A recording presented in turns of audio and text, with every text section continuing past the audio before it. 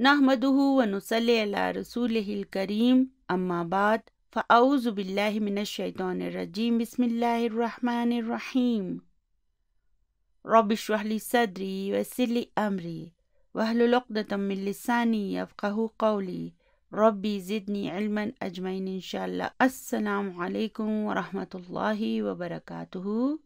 अल्लाहुम्मा यस्सिर व ला तुअस्सिर व तम्मिम बिल खैर। आज हम अपनी इस वीडियो का आगाज़ भी वहीं से करेंगे जहां पर हमने इसे पिछली वीडियो में छोड़ा था। पिछली वीडियो में हमने सबक नंबर 5 के सवाल नंबर 4 को मुकम्मल कर लिया था। इसीलिए आज हम अपनी इस वीडियो का आगाज़ सवाल नंबर 5 से करेंगे।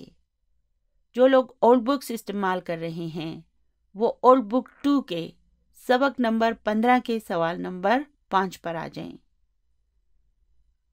तो सवाल नंबर 5 है, अकमिलिल जुमलल आतियता बिवदई फ़ेलिन मुदारिन मुनासिबिन मस्बूकिन बी ला अन्नाहियती फिल अमाकिनिल खालियती। यानी कि हमारे सबक में जो फ़ेल मुदारे की असनाद मौजूद थी ना, उसी के मुताबिक हमने इन ब्लैंक्स में भी फ़ेल मुदारे को लिखना है और इस ला अन्नाहियतु का ख्याल रखते हुए हमने फ़ेल मुदारे को लिखना है। यानी कि फ़ेल मुदारे को हमने मज़ूम भी करना है। ठीक है, तो जुज़ नंबर 1 है, या ज़ैनबू ला ब्लैंक अल नाफिज़ता। तो क्या आएगा इस ब्लैंक में? खिड़की को क्या करते हैं? खोलते हैं। लेकिन हमने कहना है कि ज़ैनब खिड़की को मत खोलो, तो उसके लिए हम क्या कहेंगे? तफ्तही, ला तफ्तही। ठीक है, और यहाँ पर जो हम तफ्तही लिखेंगे उसे हम कैसे डिस्क्राइब करेंगे? हम कहेंगे फ़ेलुन मुदारिउन मजज़ूमुन बिहज़फ़िन नूनी। और फिर इसका फ़ाइल कहाँ है? जी हाँ, या।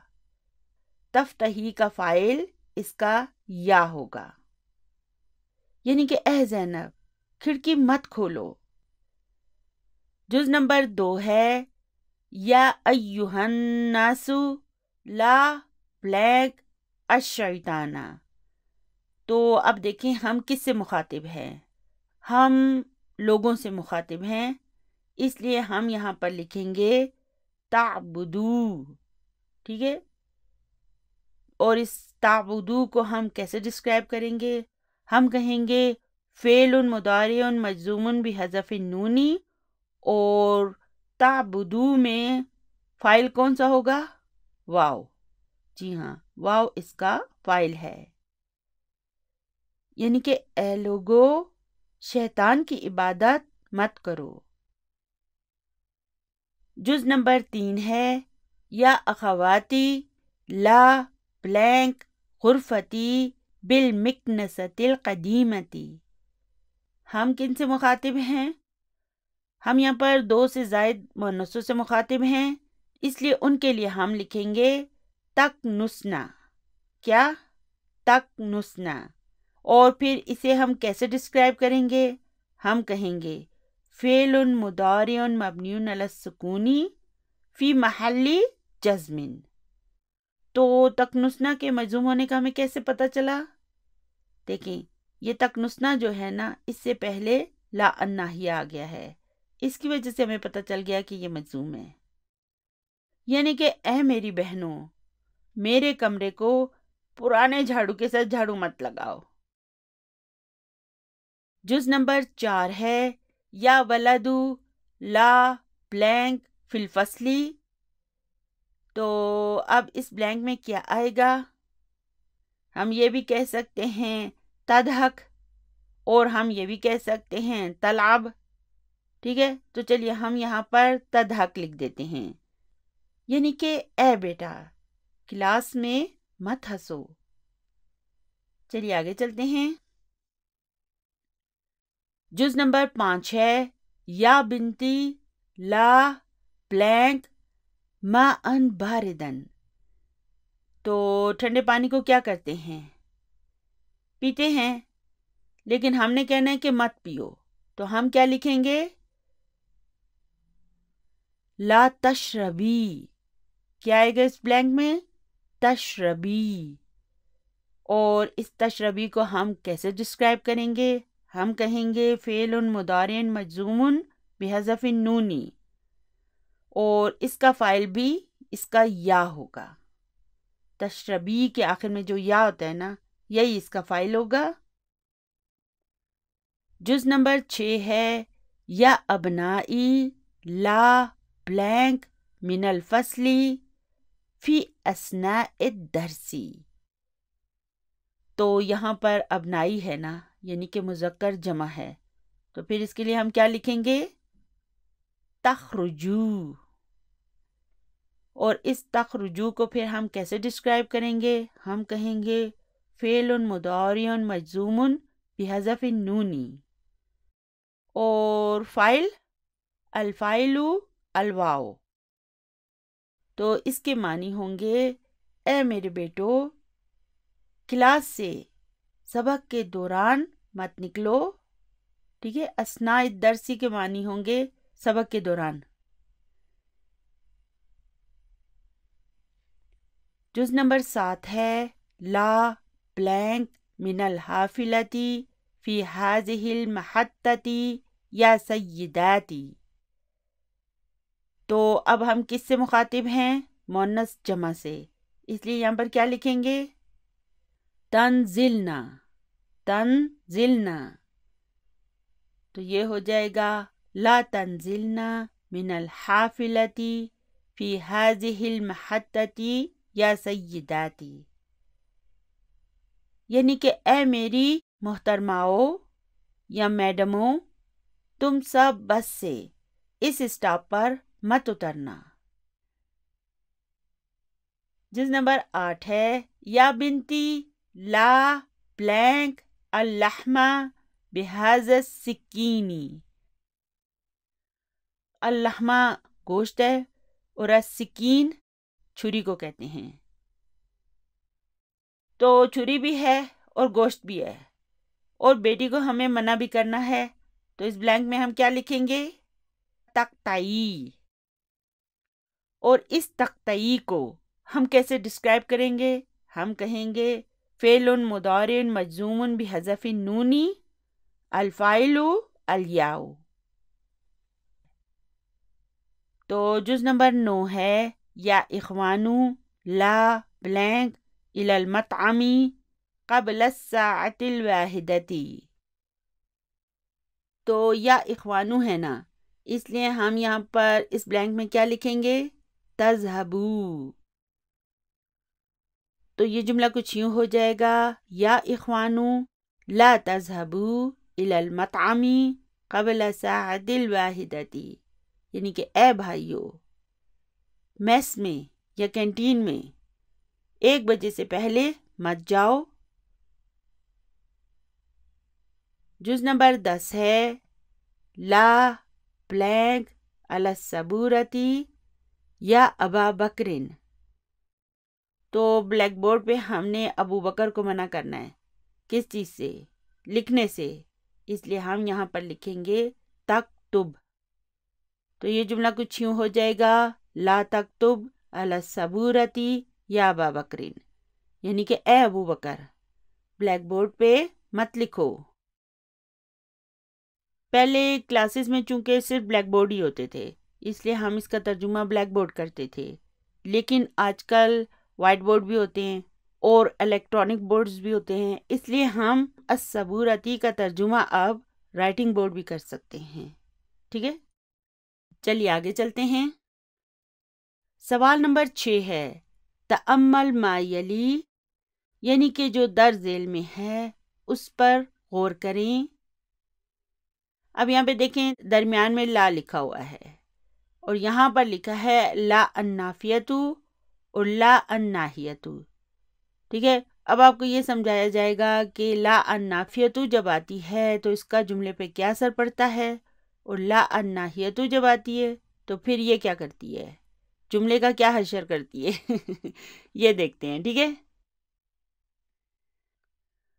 تو پہلا جملہ ہے لما لا تأکلو یا اخی. یعنی کہ اے میرے بھائی تم کیوں نہیں کھا رہے ہو؟ میرا خیال ہے اس کو چکن ٹکا چاہیے نا۔ چلیے آگے ہے لا تأکل ھذا یا اخی، یعنی کہ اے میرے بھائی اسے مت کھاؤ۔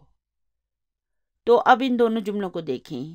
یہاں پر لا النافیہ جب آئی تھی نا تو اس نے فعل مضارع پر کوئی اثر نہیں ڈالا، ٹھیک ہے، فعل مضارع تأکلو ہی رہا، اس میں کوئی چینجز نہیں آئے۔ لیکن یہاں پر دیکھیں لا الناہیہ جب فعل مضارع سے پہلے آئی تو اس نے فعل مضارع کو مجزوم کر دیا، تأکلو تأکل میں بدل گیا۔ تو جب ہم لا کے بعد تاکلو کو دیکھیں گے تو ہم سمجھ جائیں گے کہ یہ لا النافیہ ہے، کیونکہ اس کے بعد فعل مضارع جو ہے نا وہ مجزوم نہیں ہوا۔ اور جب ہم کسی جملے میں دیکھیں گے کہ لا کے بعد فعل مضارع مجزوم ہو گیا ہے تو ہم سمجھ جائیں گے کہ یہ لا الناہیہ ہے، اور پھر اسی کے مطابق ہم ان کا ترجمہ بھی کریں گے۔ تو آگے لکھا ہے الا تذهبوا الی الملعب، یعنی کہ کیا تم کھیل کے میدان میں نہیں جا رہے ہو؟ پھر ہے لا تذهب الی الملعب، یعنی کہ کھیل کے میدان میں مت جاؤ۔ تو اب یہاں پہ بھی دیکھیں کہ اس لا النافیہ نے فعل مضارع کو مجزوم نہیں کیا، جیسا تھا ویسے ہی رہنے دیا، لیکن اس لا الناہیہ نے فعل مضارع کو مجزوم کر دیا، تذہبو کو تذہب میں تبدیل کر دیا، ٹھیک ہے۔ سوال نمبر 7 ہے تأمل ما یلی، ٹھیک ہے، پھر ہم نے کیا کرنا ہے؟ صرف غور کرنا ہے۔ یہاں پہ لکھا ہے ہوا یکتبو، انتا تکتبو، انا اکتبو، یعنی کہ ہوا کے لیے ہم کیا لکھیں گے؟ یکتبو، انتا کے لیے تکتبو، اور انا کے لیے اکتبو۔ چلیے ٹھیک ہے۔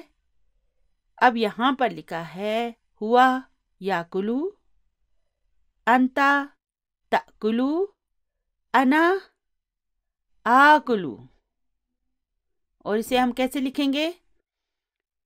یعنی کہ یہاں پر علامت مضارع اور اس فعل کے فرسٹ ریڈیکل حمزہ، ان دونوں کو ہم جمع کر دیں گے، اور جب ہم دو حمزہ کو جمع کر دیتے ہیں تو اسے پھر آ کی صورت میں لکھتے ہیں، ٹھیک ہے۔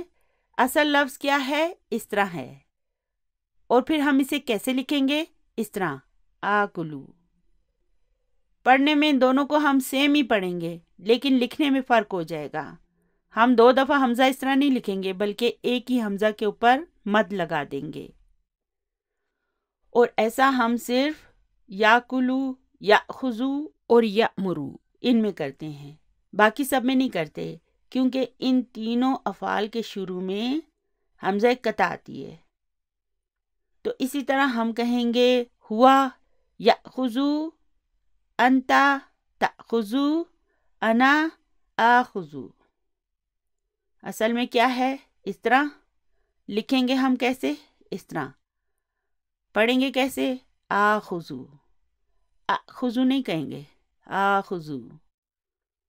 اب یہاں پہ دیکھیں نا، انہوں نے الگ سے لکھ کے ہمیں بتا دیا ہے کہ اس حمزہ کو جب ہم اس حمزہ کے ساتھ جمع کر دیں گے، یعنی کہ ان دونوں کو ملا دیں گے، تو یہ بن جائے گا آ۔ سوال نمبر 8 ہے تأمل الجمل الآتیہ، یعنی کہ دیے گئے جملوں پر غور کریں۔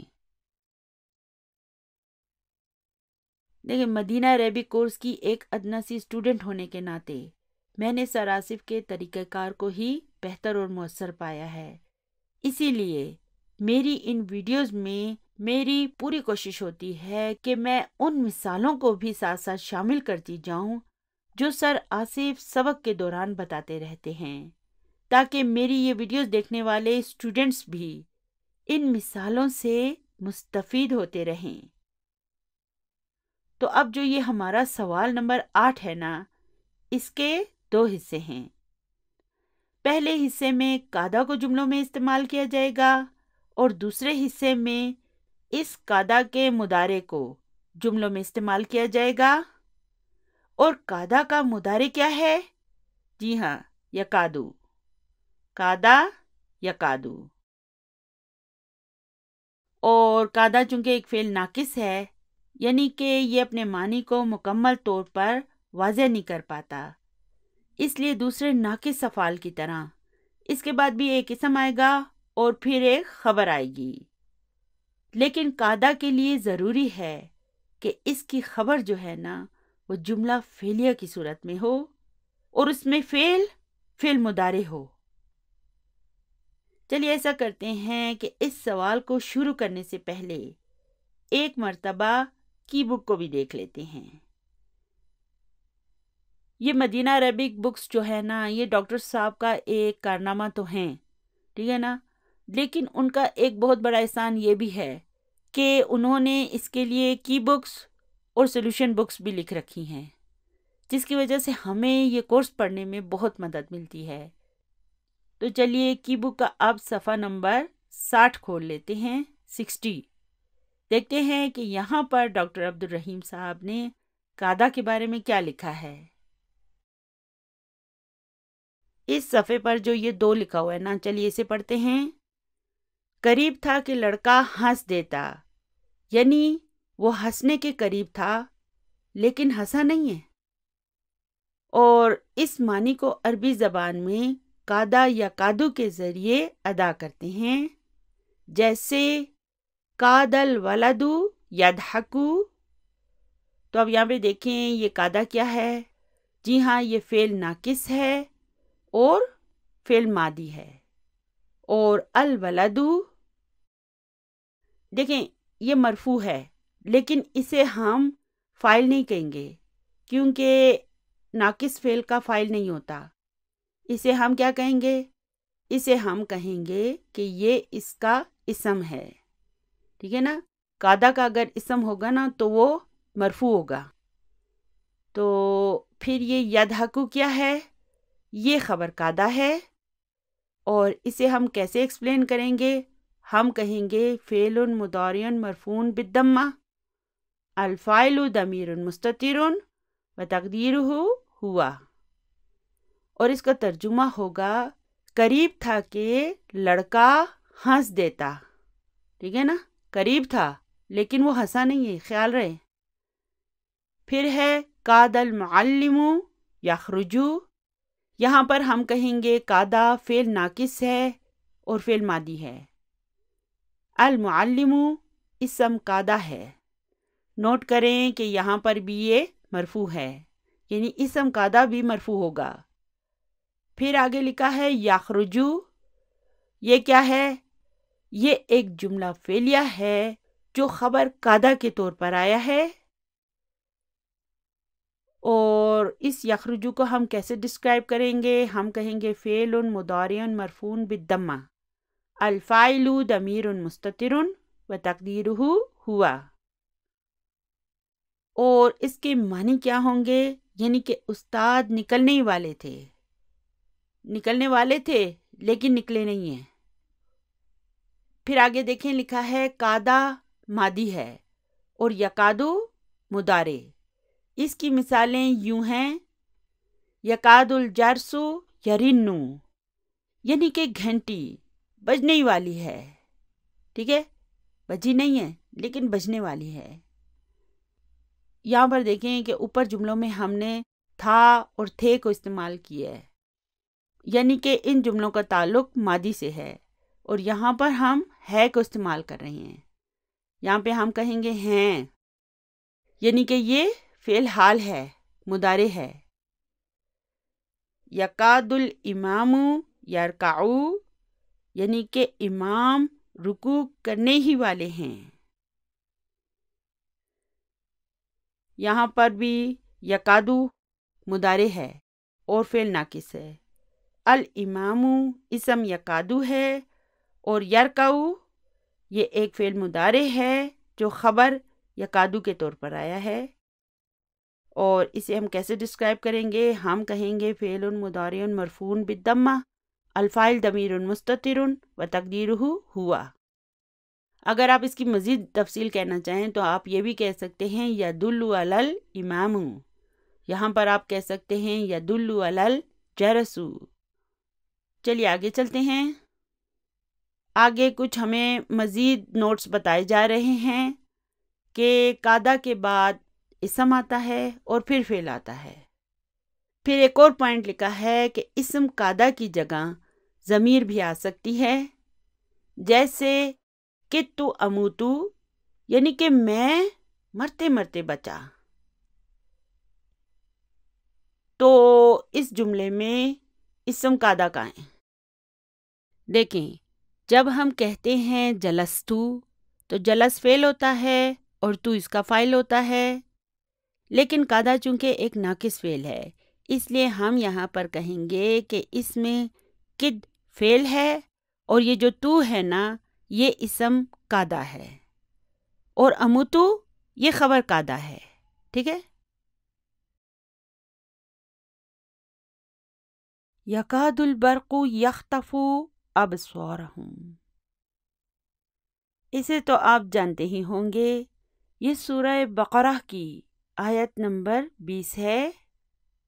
الحمدللہ اب ہم اس کی عربک کو ہی دیکھ کر سمجھ سکتے ہیں اور اب ہم اس کی لذت کو بھی محسوس کر سکتے ہیں۔ تو یہاں پر یہ یکادو کیا ہے؟ یہ ایک فعل ناقص ہے اور فعل مضارع ہے، اور البرقو یہ کیا ہے؟ یہ اسم یکادو ہے، اور پھر خبر یکادو کیا ہے؟ یختفو، فعل ہے خطفا یختفو، اور اس کے معنی ہوتے ہیں چھین لینا، to take away, to snatch.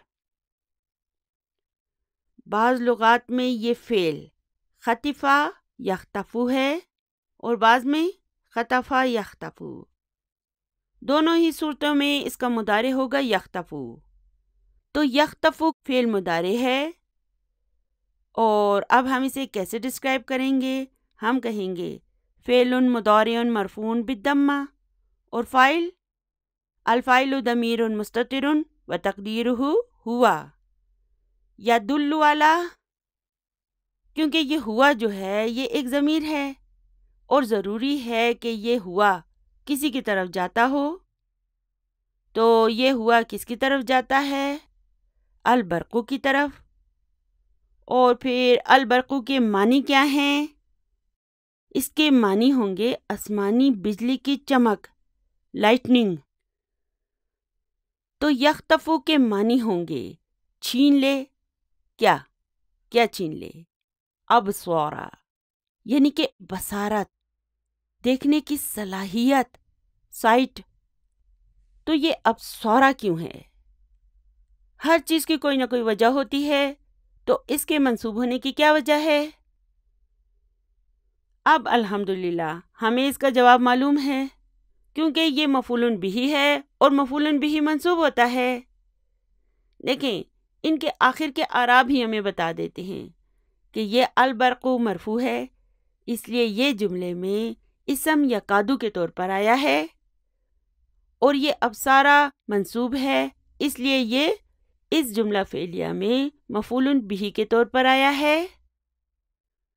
اور اس ابصارا کو دیکھیں، اس میں نہ ال آیا ہے نہ تنوین، یعنی کہ یہ مضاف بھی ہے، اور ہم یہ اس کا مضاف الیہ ہے۔ تو اب اس پوری آیت کے معنی کیا ہوں گے؟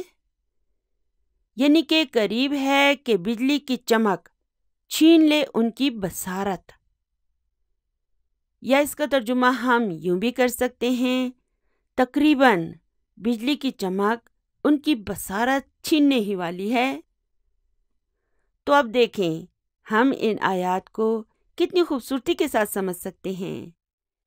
انشاءاللہ تعالی جلد ہی آپ اس پورے قرآن پاک کے گرامر کو سمجھنے کے قابل ہو جائیں گے، اگرچہ یہ سب کچھ آہستہ آہستہ ہوگا، لیکن اب یہ سب ہم سے دور نہیں بلکہ یہ ہماری دسترس میں ہے، اور ہم جلد ہی انشاءاللہ تعالی اپنے اس مقصد میں کامیاب ہو جائیں گے۔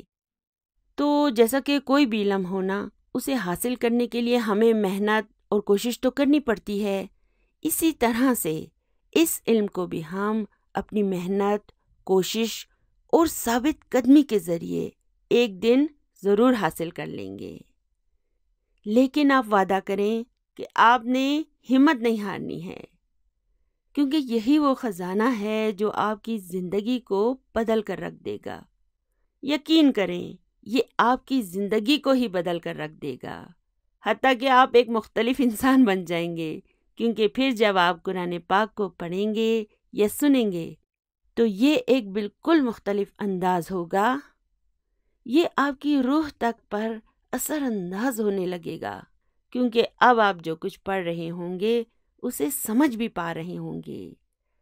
جب آپ اپنی نماز میں ان آیات کو پڑھیں گے تو گویا آپ کا رب آپ سے مخاطب ہو رہا ہے، اور آپ کا دل اس کے اثر کی وجہ سے آپ کو پگھلتا ہوا محسوس ہوگا، حتیٰ کہ آپ کو اپنی جلد بھی اس کے اثر کی وجہ سے نرم پڑتی ہوئی محسوس ہوگی۔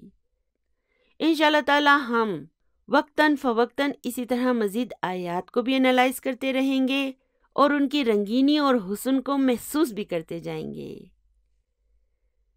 جب ہم کہیں گے الہاکم التکاثر حتی زرتم المقابر، تو یہ کیا ہے؟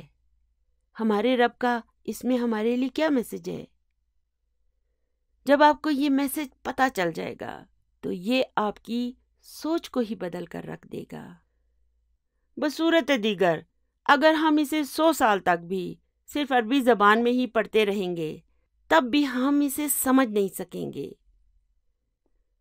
تو اس وقت خاص طور پر وہ بچے اور نوجوان لڑکے لڑکیاں جو اس کورس کو پڑھ رہے ہیں، ان کے پاس یہ سنہری موقع ہے کہ وہ پہلے تو کچھ عرصہ تک اس کورس پر بھرپور محنت کریں اور اسے اچھی طرح سیکھ لیں۔ پھر اگر انہیں زندگی میں کبھی کسی دوسرے ملک جا کر مزید علم حاصل کرنے کا موقع ملے، جیسے مثال کے طور پر سعودی عربیہ یا UAE یا کسی اور ملک میں، تو ان کے پاس یہ کورس جو ہے نا، یہ ایک بنیاد کے طور پر موجود ہوگا جس پر وہ مزید علم کی عمارت کھڑی کر سکیں گے۔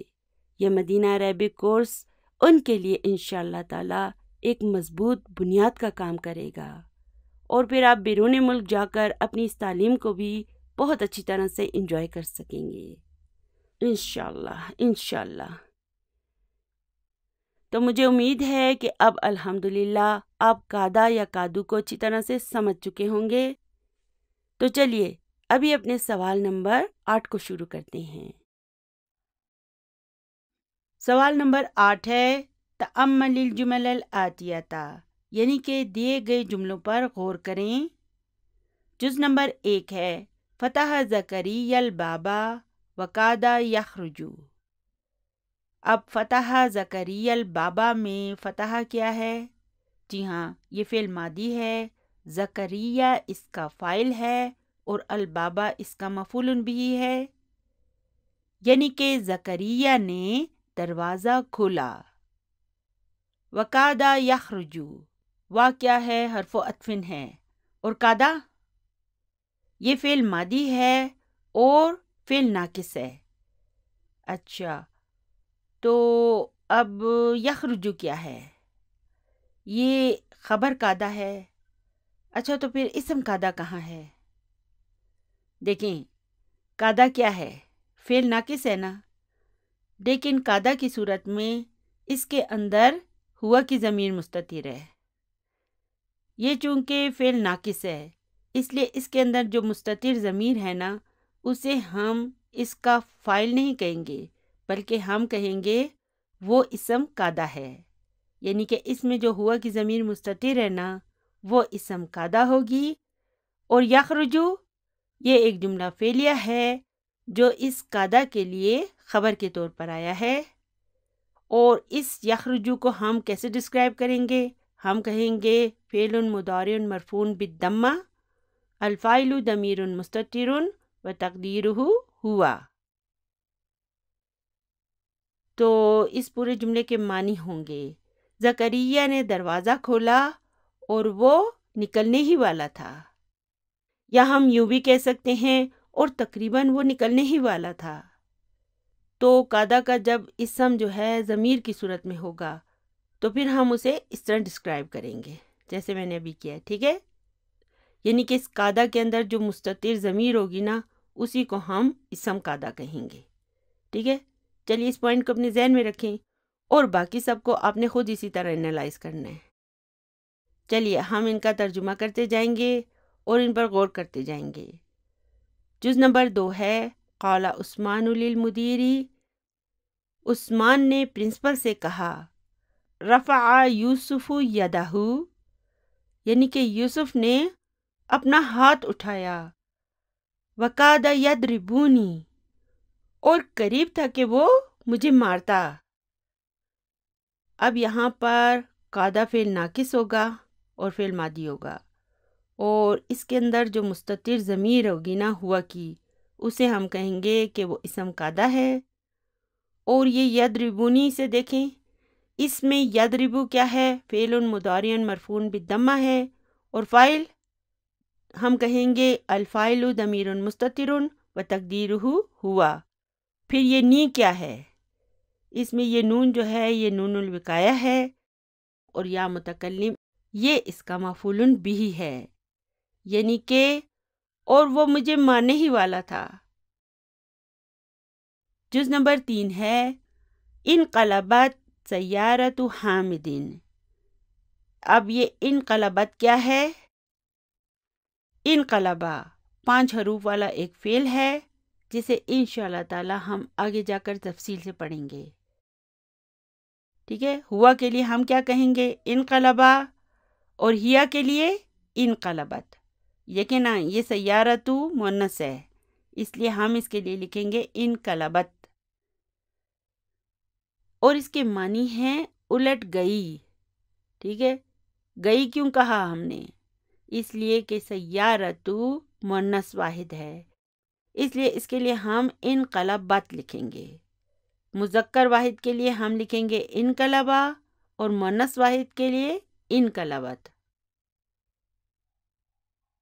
تو یہاں پر انقلبہ فعل ہے، اور یہ تا کیا ہے؟ یہ تاؤ تانیسی ہے، اور سیارتو اس کا فاعل ہے، وہو مضاف، اور حامدین اس کا مضاف الیہ ہے، یعنی کہ حامد کی گاڑی الٹ گئی، وقاد یموتو، اور وہ تقریباً مر ہی گیا تھا، ٹھیک ہے؟ یا ہم اس کا ترجمہ یوں بھی کر سکتے ہیں، اور تقریباً وہ مرنے ہی والا تھا۔ جز نمبر 4 ہے ضربت المدیرۃ سعادہ۔ یاد رکھیں کہ سعاد لڑکی کا نام ہوتا ہے، یعنی کہ پرنسپل نے سعاد کو مارا، فقادت تبکی، سو وہ رونے ہی والی تھی۔ یہ کون سا فعل ہے؟ بقا یبکی، اور مؤنث واحد کے لیے ہم کیا کہیں گے؟ تبکی، یعنی کہ سو وہ رونے ہی والی تھی، یعنی کہ روئی نہیں ہے ابھی، لیکن بس رونے ہی والی تھی۔ جز نمبر 5 ہے ضرب طفلی نظارتی بالعصا۔ اب یہاں پہ ضربہ فعل ماضی ہے، طفلو اس کا فاعل ہے، وہو مضاف، اور یا متکلم اس کا مضاف الیہ ہے۔ پھر یہاں پر نظارتا اس کا مفعول بھی ہے، وہو مضاف، اور یا متکلم اس کا مضاف الیہ ہے۔ آپ کو میں نے بتایا تھا نا کہ یا متکلم بہت شرارتی ہے۔ یہ کیا کرتی ہے؟ یہ اپنے سے پہلے حرف کے اعراب کو کسرہ میں بدل دیتی ہے۔ اب یہاں پہ دیکھیں اصل لفظ تھا طفلو، یا متکلم نے کیا کر دیا؟ طفلو کو طفلی میں بدل دیا، اور یہاں پر اصل اسم تھا نظارتا، اسے یا متکلم نے نظارتی میں بدل دیا۔ اور پھر بلاسا کیا ہے؟ یہ جار مجرور ہے، یعنی کہ میرے بچے نے میری اینک کو ڈنڈے سے مارا۔ وقادہ یکسرھا، اور قریب تھا کہ وہ اسے توڑ دیتا۔ اب یہاں پہ دیکھیں قادہ کیا ہے؟ فعل ناقص، فعل ماضی ہے، اور اسم قادہ کہاں ہے؟ اس قادہ میں جو مستتر ہوا کی ضمیر ہے اسے ہم کہیں گے کہ وہ اسم قادہ ہے، اور یکسرھا یہ ایک جملہ فعلیہ ہے جو قادہ کے لیے خبر کے طور پر آیا ہے، اور اس خبر کو جب ہم انالائز کریں گے تو ہم کہیں گے یکسرو فعل مضارع مرفوع بالضمہ ہے، الفاعل ضمیر مستتر و تقدیرہ ہوا، اور پھر یہ ہا یہ اس کا مفعول بھی ہے، اور یہ ہا کس کی طرف جاتی ہے؟ نظارہ کی طرف، اینک کی طرف، یعنی کہ اور وہ اسے توڑنے ہی والا تھا۔ ان 5 اجزاء میں قادہ کی فعل ماضی کی فارمز استعمال کی گئی ہیں، اور آگے اب ہم ان جملوں میں اس کے مضارع کو لائیں گے، ٹھیک ہے؟ تو اب پہلا جز ہے الساعۃ الآن الواحدۃ، یعنی کہ ابھی 1 بجا ہے، یکاد المدیر یخرج قریب ہے کہ پرنسپل نکلے، یا پرنسپل نکلنے ہی والا ہے۔ جز نمبر 2 ہے یکاد الامام یرکع، یعنی کہ امام رکوع کرنے ہی والا ہے، یا قریب ہے کہ امام رکوع کرے۔ جز نمبر 3 ہے یکاد الجرس یرن، اب یہاں پر یکادو کیا ہے؟ فعل ناقص اور فعل مضارع ہے، اور الجرسو اسم یکادو ہے، اور یرینو یہ ایک جملہ فعلیہ ہے جو یکادو کے لیے خبر کے طور پر آیا ہے، اور اسے ہم کیسے ڈسکرائب کریں گے؟ ہم کہیں گے فعل مضارع مرفوع بالضمہ، الفاعل ضمیر مستتر و تقدیرہ ہوا، اور پھر ہم کہیں گے یدل علی الجرس، اس میں جو مستتر ہوا ہوتی ہے وہ کسی کی طرف ضرور جاتی ہے، اور یہاں پر وہ الجرسو کی طرف جاتی ہے، یعنی کہ وہ الجرسو کے بارے میں ہے، ٹھیک ہے؟ قریب ہے کہ گھنٹی بجے۔ جز نمبر 4 ہے لما ضربت ھذا الولد یا علی، یعنی کہ اے علی تم نے اس لڑکے کو کیوں مارا؟ ہوا یکادو یبکی، تو اب یہ ہوا یکادو یبکی جو ہے یہ کون سا جملہ ہے؟ جی ہاں، یہ ایک جملہ اسمیہ ہے، اس میں ہوا مبتدا ہے، اور یکادو یبکی جو ہے نا یہ ایک جملہ فعلیہ ہے جو اس کے لیے خبر کے طور پر آیا ہے۔ پھر جب ہم اس خبر کو انالائز کریں گے تو ہم کہیں گے یکادو فعل مضارع ہے اور فعل ناقص ہے، اور اس کے اندر جو ہوا کی ضمیر مستتر ہے وہ اس کا اسم یکادو ہے، اور یبکی یہ ایک جملہ فعلیہ ہے جو یکادو کے لیے خبر کے طور پر آیا ہے۔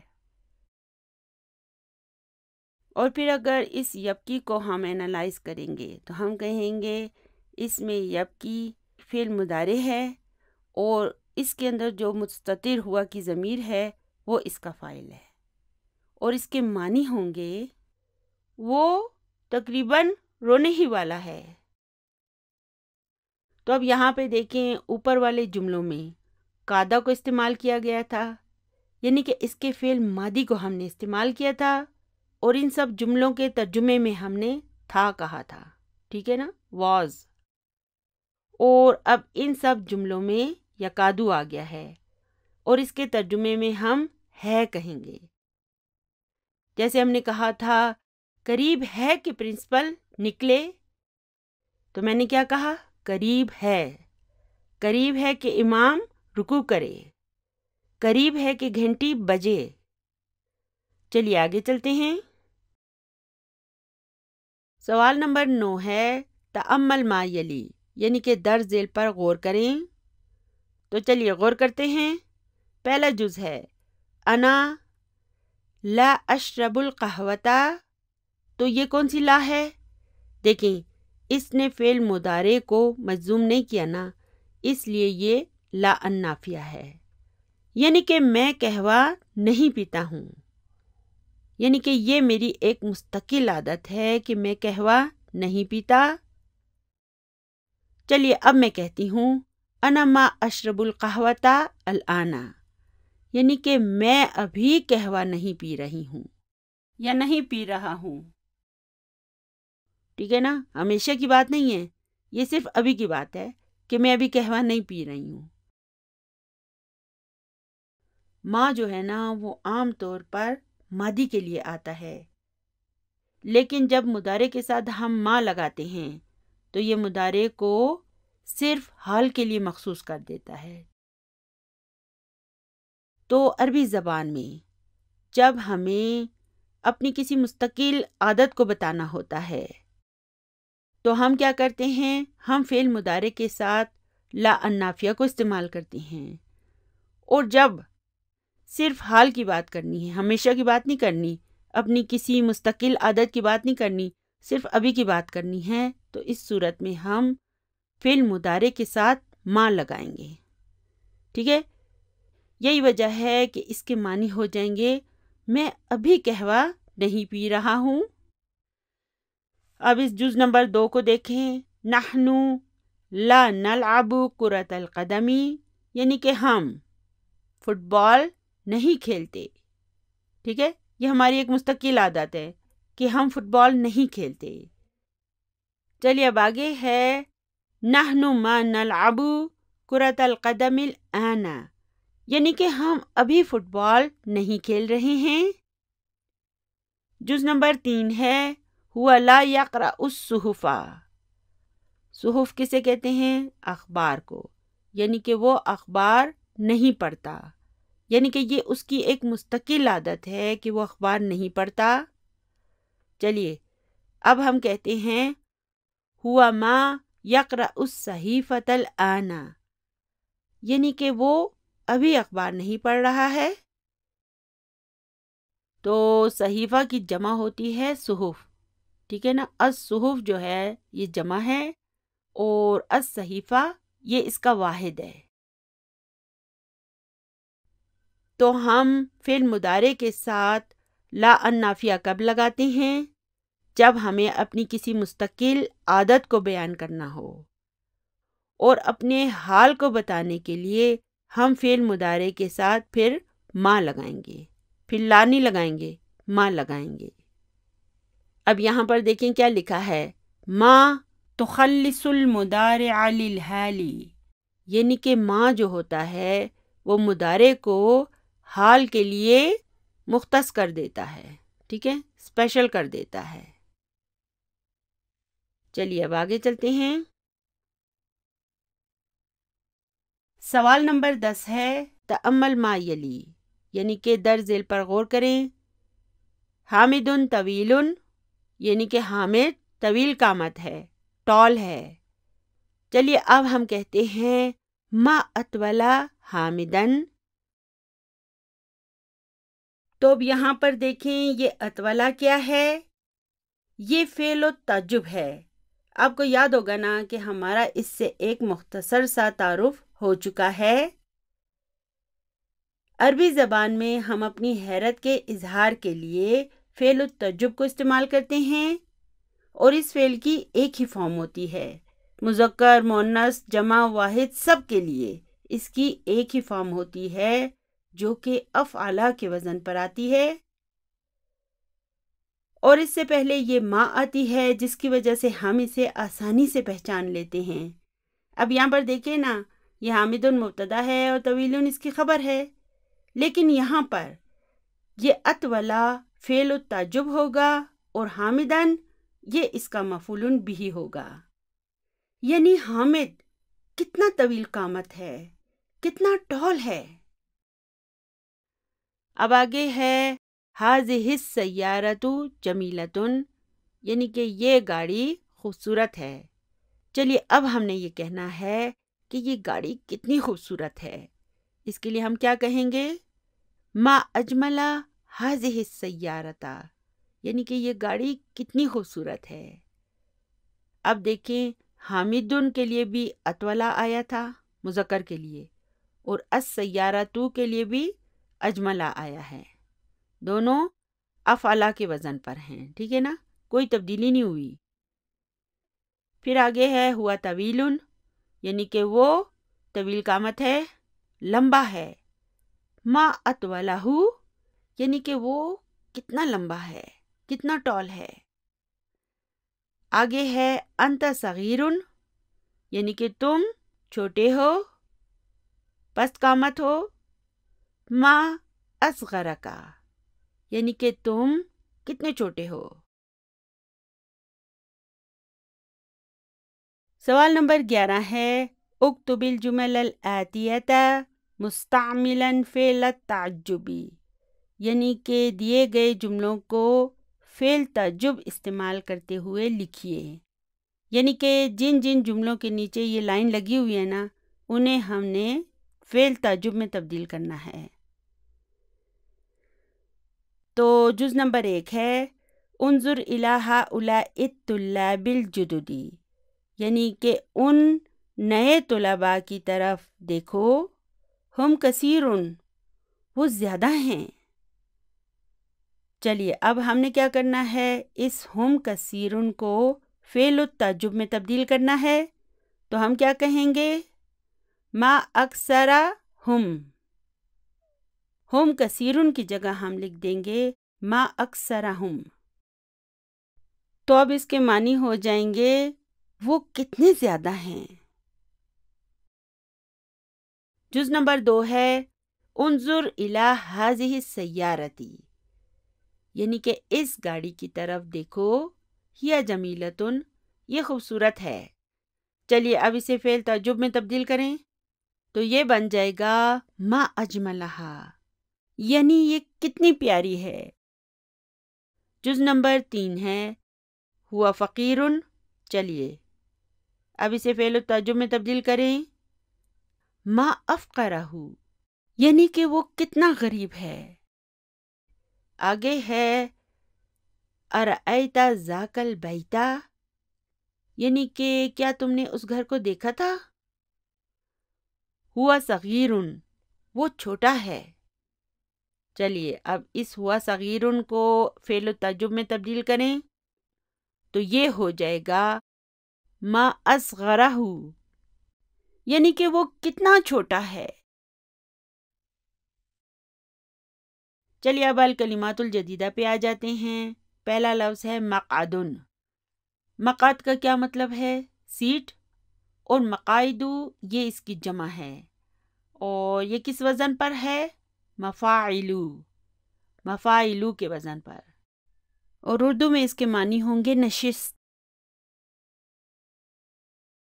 پھر ہے یا ابتی، یہ جو ہے عربوں میں والد کو انتہائی عزت، احترام اور محبت سے ابتی کہتے ہیں، ٹھیک ہے۔ یا ابتی کے معنی ہوں گے اے میرے ابو جان۔ عربی میں اگر آپ کو کہا جائے کہ یا ابتی کا آپ ترجمہ کریں تو آپ کیا لکھیں گے، یا ابی۔ دیکھیں اس میں ہم نے یا متکلم بھی لگا دی ہے، ٹھیک ہے نا۔ اس ابتی میں یا متکلم موجود ہے، اور اس کی ڈیٹیل جو ہے نا وہ ہم انشاءاللہ تعالی آگے جا کے پڑھیں گے۔ پھر آگے ہے فی اسنائی، اس کے کیا معنی ہوں گے، اسی دوران، ڈیورنگ۔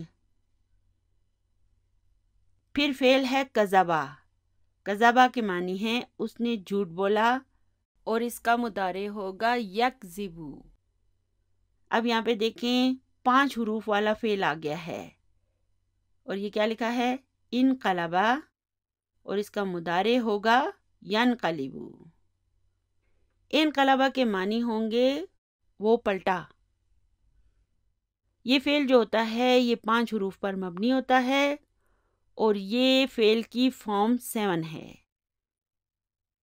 یہ جو آگے فعل کی ہم فارمز پڑھیں گے نا یہ بہت آسان ہے، آپ اگر ابھی بھی چاہیں تو اس کی فعل ماضی کی گردان بنا سکتے ہیں۔ چلیے کوشش کریں، انقلبا، انقلبا، انقلبو، انقلبت، انقلبتا، انقلبنا، انقلبتا، انقلبتما، انقلبتم، انقلبتی، انقلبتما، انقلبتن، انقلبتو، انقلبنا۔ چلیے اب اس کا مضارع ہے ینقلبو۔ چلیے اب اس کی گردان بنائیں۔ ینقلبو، ینقلبانی، ینقلبون، تنقلبو، تنقلبانی، ینقلبنا، تنقلبو، تنقلبانی، تنقلبون، تنقلبین، تنقلبانی، تنقلبنا، انقلبو، ننقلبو۔ چلیے اب آگے فعل ہے بکا۔ بکا کے کیا معنی ہے؟ وہ رویا، اور یبکی یہ اس کا مضارع ہے، اور اس کی فی الحال ہم گردان نہیں بنائیں گے، ٹھیک ہے نا، کیونکہ اس میں بھی ویک لیٹر موجود ہے، اس وجہ سے ہم اس کی گردان ابھی نہیں بنا سکتے، ٹھیک ہے۔ آپ صرف اس کے معنی یاد رکھیں۔ الحمدللہ ابھی ہمارا سبق نمبر 5 بھی مکمل ہو گیا ہے اور اس کی تمارین بھی مکمل ہو گئی ہے۔ تو چلیے فی الحال ہم اپنے سبق کو اسی جگہ پر ختم کرتے ہیں۔ اگلی ویڈیو میں ہم انشاءاللہ تعالی یہیں سے کنٹینیو کریں گے۔ مجھے بس اپنی دعاؤں میں یاد رکھیے گا۔ ربنا ہب لنا من ازواجنا وذریاتنا قرۃ اعین وجعلنا للمتقین اماما۔ سبحان ربک رب العزت عما یصفون وسلام علی المرسلین والحمد للہ رب العالمین۔ جزاکم اللہ خیرا کثیرا۔ السلام علیکم ورحمۃ اللہ وبرکاتہ۔